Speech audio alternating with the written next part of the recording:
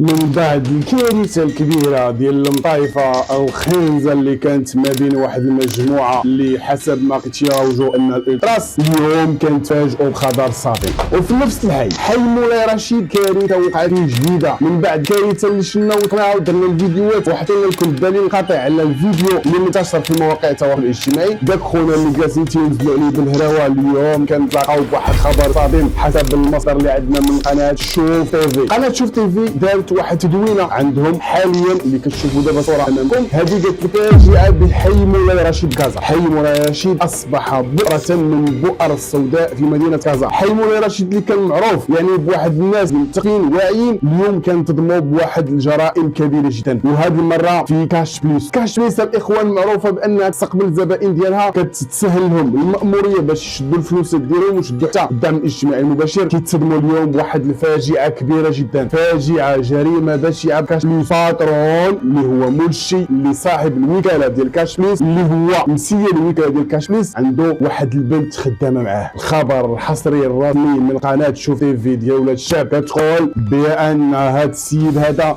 الشخص هذا اللي مخدم مع هذه البنت هذه اللي هي يعني خدامه معاه في كاش بليس صفاها ليها، قتلها بهذا المصطلح الاخوان اونترو بارونتيز، قتلها يعني صفاها ليها ومشات حتى هي مسكينه ضحيه. حتى الان وحنا كنصوروا هذا الفيديو هذا ما شفناش وما عرفناش الملابسات ديال هذه الجريمه الشنعاء، ولكن اللي عرفنا واللي تاكدنا منه حسب المصدر ديال شوف تيفي هو ان الفاجعه وقعت في مدينه الدار البيضاء وبالضبط في حي مولاي رشيد اللي تسمى حي ديال الكوارث هاد السيمانه هذه.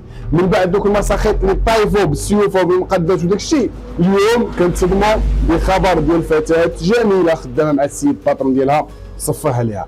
انا لله وانا اليه راجعون. الله يصبر العائله ديالها والله يدير شي تاويل الخير ديال حي مولاي رشيد.